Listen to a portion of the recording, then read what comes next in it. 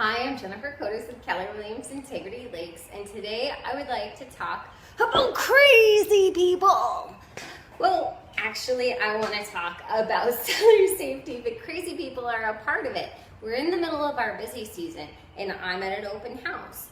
One person I'm talking to, and another group comes through, and I can't always get to them all. So if you have a lot of valuables or medication, I highly recommend a couple of things. Number one, if you can afford to, move out. Either buy a new place, rent something, or stay at a friend or relative's house. But if you can't afford to do that, maybe your valuables can. Buy a storage unit, rent a safety deposit box, or maybe you have a friend or relative that will be willing to look over those belongings for you.